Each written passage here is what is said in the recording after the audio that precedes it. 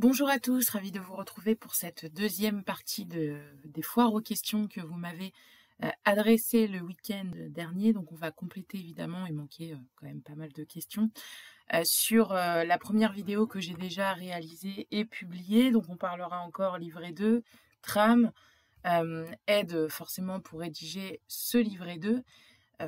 Questions parfois ciblées sur des diplômes, parfois non. L'idée, encore une fois, c'est de vous apporter des éléments pour que vous puissiez, vous, conduire votre démarche. Il ne s'agit pas de trouver les réponses à votre place, mais il s'agit de vous donner les outils pour que vous puissiez avancer. C'est bien comme ça qu'il faut entendre cet accompagnement.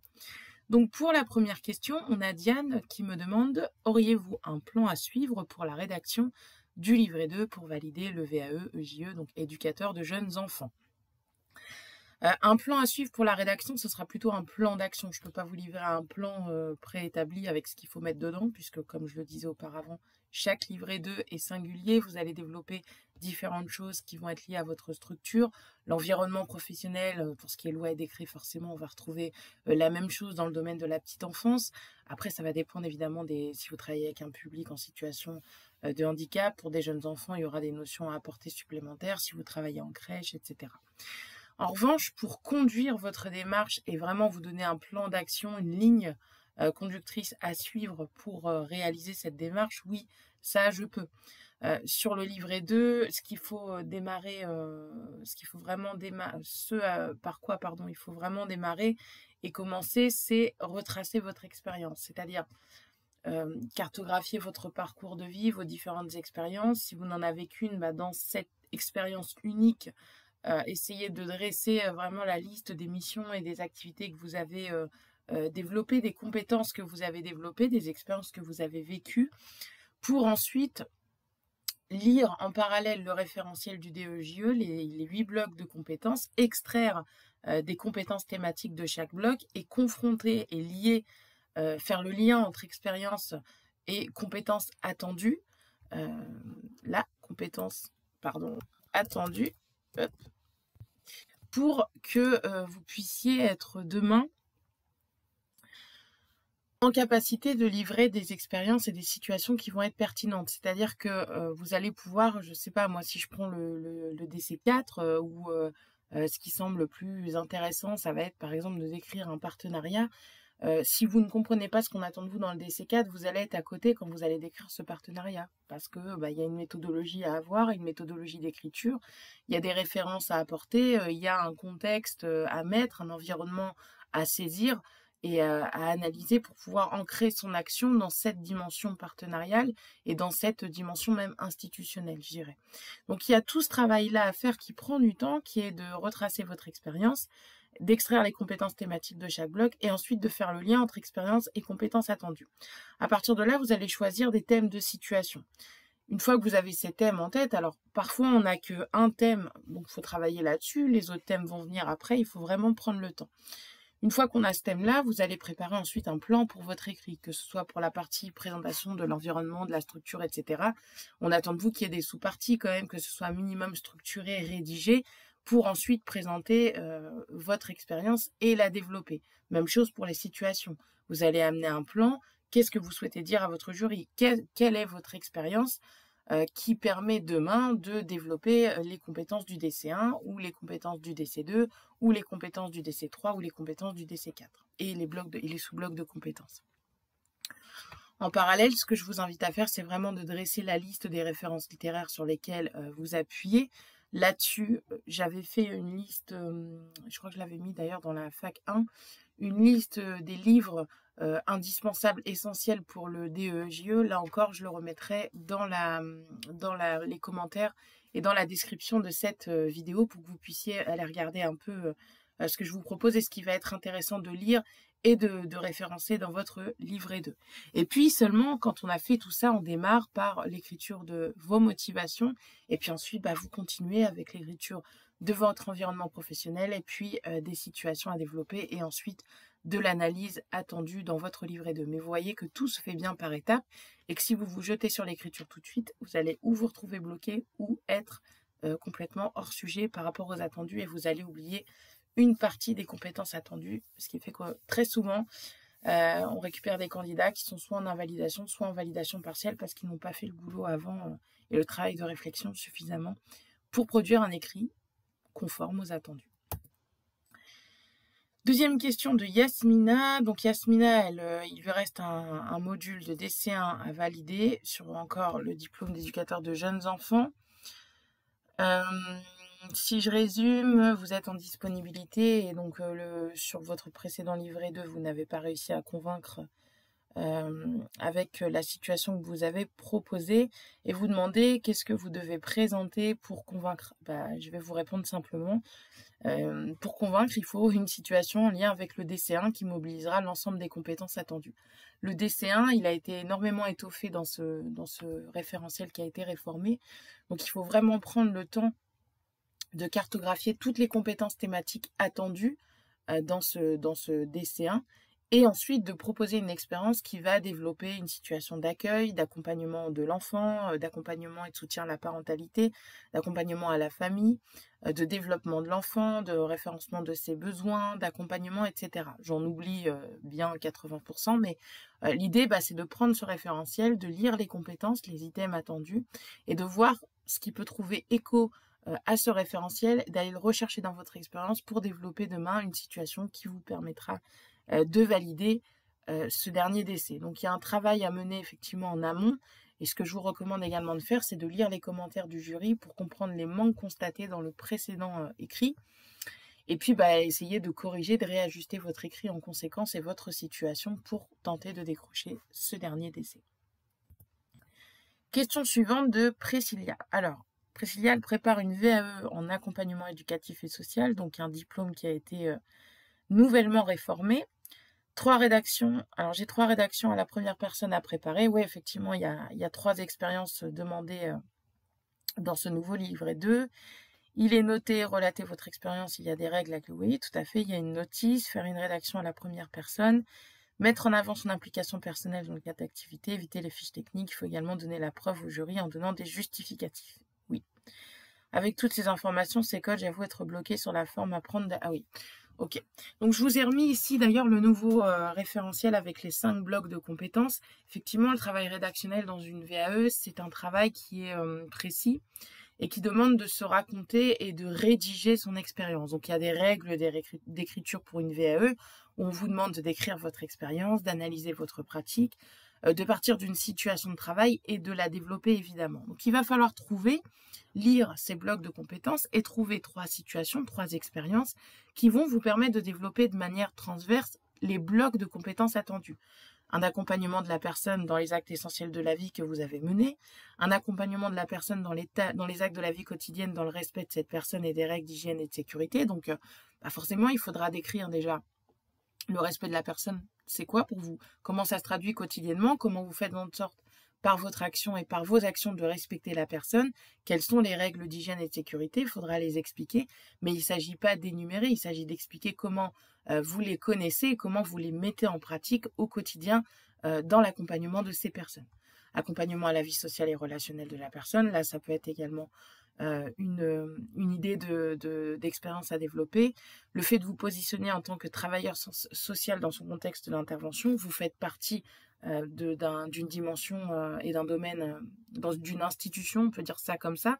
Vous travaillez dans une structure, souvent vous donnez des informations sur la personne que vous accompagnez peut-être à d'autres travailleurs sociaux, donc il y a la notion également de travail en équipe pluriprofessionnelle, gestion des risques et traitement des informations. Tout ça, il faudra le raconter. Donc, en amont, il faut lire ce référentiel réformé, il faut lire ces blocs de compétences pour comprendre l'attendu et voir dans ce qu'on attend de vous en termes de compétences, ce que vous pouvez développer personnellement issu de votre expérience pour cocher ces différentes cases et montrer que vous méritez le diplôme d'accompagnant éducatif et social. Ok, l'idée, ça va être aussi de mutualiser les compétences. Vous pouvez, pour exemple, prendre ce bloc-là, et en faire une expérience et développer les compétences attendues dans votre expérience. Je rappelle que dans cette fiche, il faudra forcément faire un petit plan parce qu'une expérience, vous allez peut-être, je ne sais pas moi, présenter plusieurs structures. Donc, dans chaque expérience, il faudra représenter un petit peu votre structure, le contexte et l'environnement dans lequel vous évoluez pour ensuite présenter la situation et l'accompagnement que vous avez mené auprès d'une personne. Donc ça implique un travail de réflexion en amont construire un petit plan et puis ensuite rédiger. Produire des annexes, effectivement, il faudra produire des annexes pour attester de votre pratique. Ça peut être des écrits professionnels que vous faites pour rendre compte de l'accompagnement que vous avez mené, je ne sais pas moi, à votre responsable, ou alors un mail que vous envoyez à un collègue de l'équipe pour qu'il puisse lui aussi accompagner cette personne. Ça se fait par exemple si une assistante de service social passe après vous, il peut y avoir un travail en commun et des informations qui sont transmises. Ça peut être un éducateur, enfin, peu importe avec qui vous travaillez, mais effectivement, il faudra produire des écrits pour attester de tout ce que vous faites. Alors, les règles et les règles d'hygiène et de sécurité, vous allez nous les expliquer, mais vous pouvez peut-être joindre une récap ou une synthèse de toutes ces règles que vous appliquez et que vous avez pour montrer que vous avez un support sur lequel vous appuyez, mais qu'en même temps, vous allez développer toute cette mise en pratique de ces règles d'hygiène et de sécurité dans votre quotidien. Et c'est ça qu'on attend dans ces situations et dans ce livret 2. Je voulais également vous alerter sur la nouveauté du DEAS réformé. Il vous faut désormais détenir l'attestation de suivi de la formation aux gestes et soins d'urgence de niveau 2 en cours de validité. Et ça fera également partie des annexes à joindre dans votre livret 2. OK ? On continue avec une question de Mamie Jo. Alors, quelle est la différence entre un partenariat et un réseau ? Alors, moi, je ne suis pas là pour vous donner les réponses. Je suis là pour vous outiller et trouver les réponses. Le partenariat et le réseau, c'est effectivement un attendu, une distinction qu'il faudra établir pour valider le DC4 dans votre livret 2. Et donc, c'est à vous de trouver les réponses, parce que c'est ce qui va faire que vous avez la compétence ou pas. Donc, ce que vous pouvez faire pour travailler ces deux notions, c'est déjà de rechercher et surtout de rechercher des recherches qui sont à mener et des références à apporter. Voilà, chercher le terme. Recherche à mener, référence à apporter, ça veut dire quoi ? On cherche une définition de ce qu'est le partenariat et on cherche une définition de ce qu'est le réseau. Et en ayant ces deux définitions, forcément, on voit qu'il y a une distinction entre les deux. Donc, il faut définir ce qu'est un partenariat, il faut définir ce qu'est un travail en réseau. J'avais fait une liste de références, là encore, pour le DES en lien dans la description de la vidéo. C'était un article où j'avais proposé différents livres à lire. Dieu sait que vous allez en avoir justement pour le DES. Il faut vraiment préparer une liste de références parce que vous allez référencer votre écrit et proposer une bibliographie. Donc, il faut aller là-dessus. Travailler en réseau, forcément, vous allez utiliser votre carnet d'adresses. C'est quelque chose de moins formel où vous allez utiliser un professionnel qui va vous aider dans l'accompagnement d'une personne. Un partenariat, il est contractualisé. Et donc, pour le présenter, il y a toute la méthodologie de projet d'un partenariat à utiliser pour réaliser votre écrit. Donc, c'est pas du tout la même chose. Et forcément, dans l'approche, ça va être différent. Donc, faites vraiment ça et regardez dans la description de cette vidéo, vous allez avoir un lien vers un article que j'avais fait pour vous proposer différents livres pour le DES. Alors, Asema, donc qui prépare un BTS MCO et qui n'a pas de modèle de dossier, Dieu merci, il ne faut pas avoir de modèle de dossier parce que à part plagier ce modèle et mettre votre expérience dedans, ça va vous induire en erreur, donc c'est très bien de ne pas avoir de modèle de dossier. J'ai peur que ma présentation, configuration du dossier ne soit pas bonne, notamment la mise en page d'une fiche d'activité. La fiche d'activité, j'ai repris les consignes qui sont issues de livret 2 qui font fils de trame. Donc en fait, vous pouvez tout à fait utiliser cette trame-là comme un plan où dans une partie, vous allez présenter votre activité, donc recontextualiser votre activité, les objectifs liés à cette activité, la fréquence à laquelle vous la réalisez et vous allez en fait développer votre expérience. Dans une partie 2, vous allez aller plus loin que cette recontextualisation, c'est-à-dire que vous pouvez présenter la manière dont vous avez développé ces compétences dans cette activité en vous aidant de tout ce qui vous est noté. Ça peut être les ressources disponibles, ça peut être les contraintes existantes, selon le domaine dans lequel vous travaillez. Je pense à Sarah que j'accompagnais sur le BTS MCO, qui travaillait dans un point relais H où il y avait des règles d'hygiène et des règles de sécurité à respecter. Elle a développé tout ce volet-là à travers son expérience en tant que manager du point relais. Les relations internes et externes, la réglementation, etc. Donc ça va être vraiment le fait de qualifier, de présenter tout ce que vous avez fait et avec qui vous l'avez fait et comment vous l'avez fait dans cette fiche d'activité.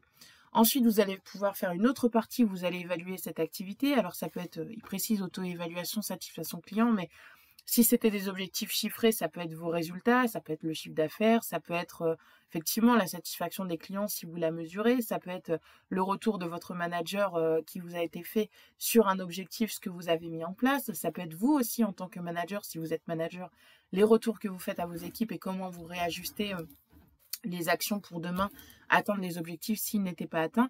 Et puis le quatrième point, alors c'est indiquer ce qui pourrait être amélioré, ça c'est pas mal, c'est des pistes d'amélioration, une analyse en fait de vos résultats pour voir comment demain vous pouvez avoir de meilleurs résultats. Mais vous voyez que dans les fiches descriptives d'activité, et d'ailleurs dans les fiches de poste, fiches de structure, etc., de présentation de l'entreprise, vous avez déjà un petit plan qui vous est suggéré. Alors, moi, ce que je recommande, c'est forcément d'aller plus loin que ça, d'étoffer, de proposer des sous-parties.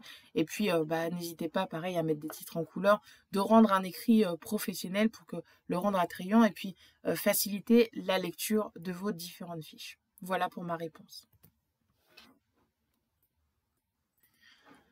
Alors, question de Céline qui vise le diplôme d'animateur loisir tout public, parce que c'est pas précisé dans sa question, mais je sais que Benoît l'avait questionné là-dessus. Combien de temps dure la recevabilité? Alors, la recevabilité, elle est aléatoire selon les certificateurs. Par exemple, les facs, c'est 1 an. En règle générale, ça peut être 3 ans pour les BTS et les diplômes du domaine social. Vous, je crois que la recevabilité est à vie, il me semble, mais il faut contacter votre organisme certificateur qui a émis la recevabilité, ou si vous retrouvez le courrier, normalement c'est indiqué dessus. Si c'est pas indiqué, posez tout simplement la question, puisque comme je vous le dis, il y a plus de 15 000 certifications, donc connaître les règles de chaque certification, je ne m'aventure pas là-dedans. Donc je vous invite à envoyer un petit mot pour le savoir tout simplement. Ensuite, comment aller encore plus loin dans sa réflexion et son analyse après l'écriture de 7, 8, 9 pages? Quelles sont les bonnes questions à se poser? Les bonnes questions, c'est de savoir si vous avez bien décortiqué tout le process et développé toutes les composantes de l'activité que vous allez décrire. Donc, est-ce que vous avez bien, est-ce qu'on comprend bien en fait ce que vous faites après lecture de votre fiche d'activité? Souvent, il y a des fiches d'activité qui sont données dedans. Est-ce que vous avez développé et préciser et présenter les ressources utilisées? Est-ce que vous avez bien nommé et présenté tous les acteurs qui vont vous aider à mener ces activités et les relations internes et externes que vous avez, ça peut être dans votre structure ou avec d'autres partenaires? Est-ce que vous avez bien décrit les process? S'il y a des process à respecter, des choses qui sont imposées, est-ce que vous avez su les retraduire? Est-ce que vous avez bien présenté toutes les connaissances mobilisées pour réaliser cette activité? Savoir, savoir-faire, savoir-être, etc. Est-ce que vous avez bien pris le temps de développer s'il y a des contraintes de temps, des contraintes réglementaires, des contraintes légales? Est-ce que vous les avez bien nommées, expliquées, référencées dans votre secteur d'activité? Ça peut être lié au public avec lequel vous travaillez, ça peut être dans le contexte et l'environnement dans lequel vous travaillez, etc. Est-ce que vous avez présenté les résultats que vous avez obtenus? Est-ce que vous avez mené des évaluations? Est-ce que vous avez proposé une analyse de ce que vous avez fait et un rapide bilan de l'activité que vous avez présentée? Si déjà vous passez en revue tout ça, en règle générale, on a un certain nombre de pages, on a un certain nombre de matières pour demain échanger avec vous lors de l'oral de VAE qui sera mené. Donc voilà des pistes pour vous aider à aller plus loin. Comment bien s'imprégner du référentiel, bien le comprendre, bien le déchiffrer? Je dirais que c'est un travail de longue haleine parce que le référentiel, faut le lire, faut le relire, mais si je devais vous donner une ligne une ligne directrice, ce serait de mettre en exergue les compétences thématiques attendues dans le référentiel des compétences données et s'assurer à chaque fois qu'elles soient développées, ES, dans l'écrit, en opérant un autocontrôle, c'est-à-dire qu'en fonction de l'activité que vous allez choisir, vous allez cibler une partie de votre référentiel des compétences et quand vous la rédigez, l'idée c'est de faire un aller-retour entre le référentiel des compétences et ce que vous écrivez pour vous assurer que globalement vous avez bien passé en revue toutes les compétences attendues, surtout si vous menez votre démarche seul.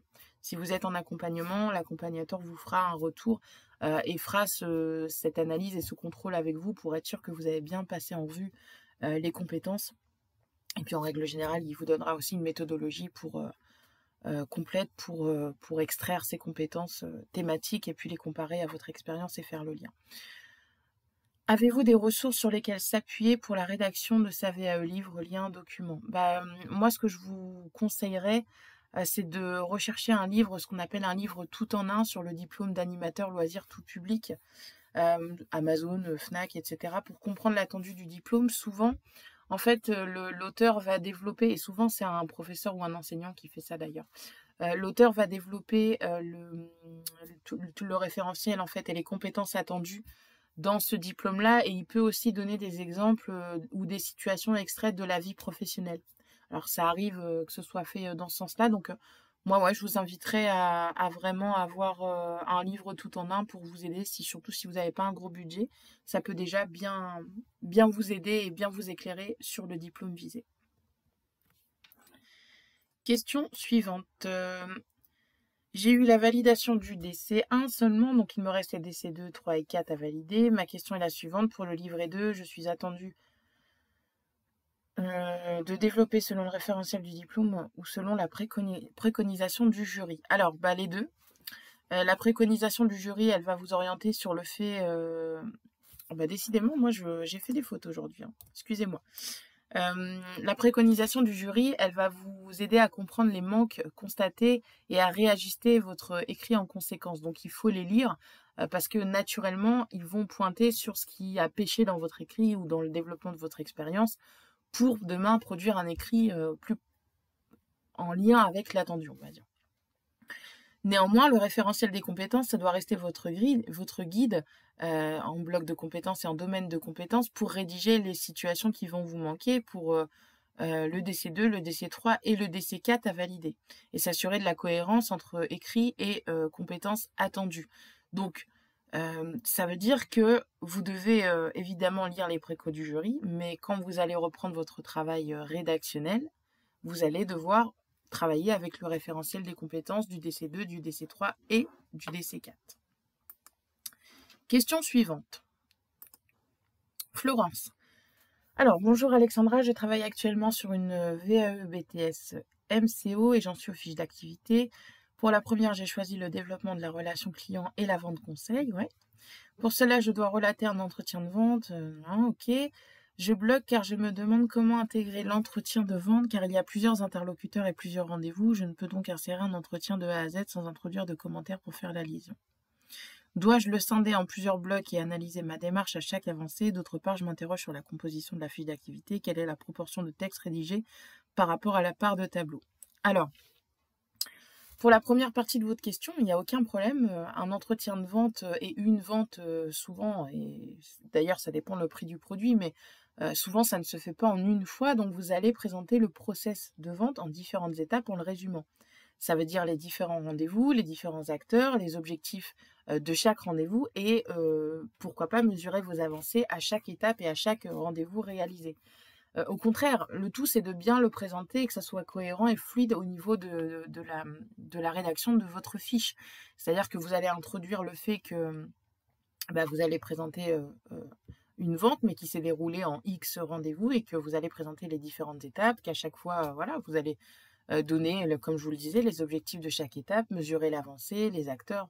Ça sera tout le travail rédactionnel qui va prendre son rythme et qui va comme ça décrire votre expérience et la situation que vous avez vécue.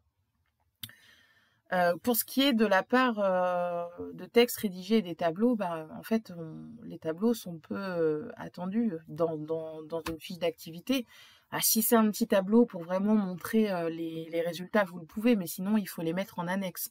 On attend vraiment de vous que vous rédigiez votre fiche d'activité et pas que vous mettiez les informations dans un tableau aussi. Ça va pouvoir illustrer ce que vous êtes en train de dire, mais dans ces cas-là, ces documents-là auront plutôt leur place en annexe. Alors, comme je le disais, si c'est un rapide tableau pour donner des résultats, des objectifs, que ça tient en 3-4 lignes, vous pouvez le mettre, il n'y a pas de souci.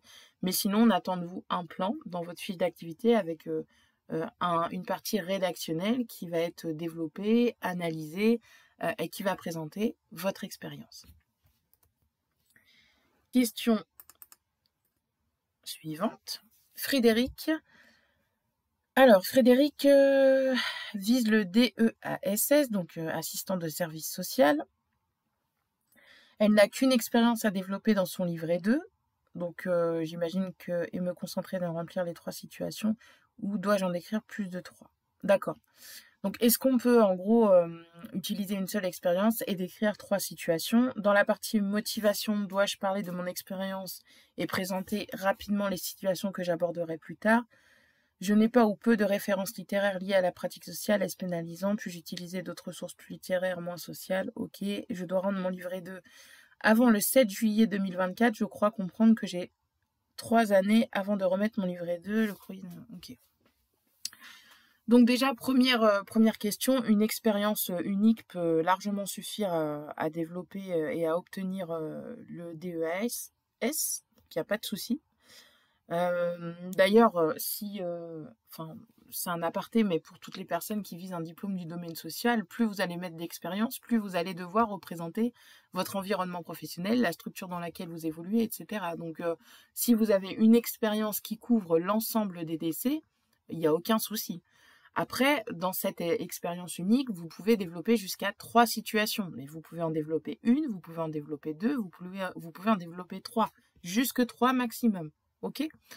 Ça sera à vous de voir comment vous voulez construire votre écrit, ce que vous voulez mettre dedans, quelle situation vous avez à développer. Mais vous pouvez tout à fait valider ce diplôme avec une seule expérience unique. Il n'y a pas de souci. Tout le temps que vous couvrez l'ensemble des compétences attendues dans chaque décès avec vos situations. Pour ce qui est de la partie motivationnelle, est-ce que vous devez parler de votre expérience et présenter rapidement les situations que j'aborderai plus tard? Oui, vous le pouvez, hein, il n'y a aucun souci. L'introduction, en gros, ce qu'on attend dans cette intro, c'est comprendre votre parcours, comprendre pourquoi vous en arrivez à faire une VAE, votre projet, et puis mettre en exergue le potentiel de votre candidature. Si aujourd'hui vous en êtes à valider un diplôme que vous n'avez pas, c'est que vous avez un potentiel, vous avez l'expérience qui justifie le fait que vous tentiez de valider ce diplôme. Donc c'est tout ça qu'il faudra mettre en avant dans cette partie rédactionnelle. Et faites vraiment attention parce que la partie motivationnelle, c'est la première rencontre avec votre jury, donc essayez d'être impactant quand même, essayez de mettre des choses intéressantes, que ce soit bien rédigé, qu'on ne retrouve pas mille et une fautes déjà dans la première partie. Je le dis parce que c'est souvent là où ça pêche en fait quand je corrige les dossiers. Certains sont vraiment très à l'aise sur cette partie et en règle générale il n'y a pas de juste milieu. C'est où c'est pertinent, où il y a des choses à retravailler parce que on s'ennuie déjà dès la première page. Donc essayez vraiment d'être impactant. Concernant les références littéraires attendues en lien avec votre développement, il faut que ça ait du sens par rapport aux situations que vous développez. Il ne s'agit pas de mettre pour mettre. Néanmoins, des expériences liées à la pratique sociale, il en faudra pour ne serait-ce que présenter votre environnement professionnel, pour présenter le volet partenarial, le travail en réseau, il y en aura aussi besoin, pour présenter la dimension et la notion de projet aussi. Donc, il n'y en aura pas forcément pour tout, ça je le comprends bien, parce que vous pouvez étayer vos propos avec d'autres références et il n'y a pas de souci là-dessus, mais il en faudra pour développer les notions attendues, ça c'est évident. Et enfin, pour la recevabilité, effectivement, vous avez 3 ans max, mais vous pouvez rendre votre livret 2 avant ces 3 ans, bien évidemment et bien heureusement. Donc il faut voir avec l'ASP pour connaître les prochaines échéances de dépôt par rapport à votre région, et puis vous positionner sur une de ces dates si vous le souhaitez.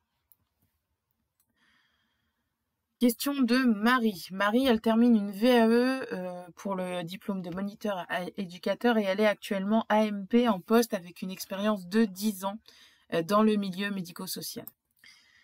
Donc vous avez eu des postes proches de moniteur éducateur et voilà pourquoi vous réalisez une VAE, donc c'est tout à fait justifié. Au niveau de votre parcours scolaire, vous avez un niveau universitaire, vous souhaitez évoluer davantage dans votre vie professionnelle.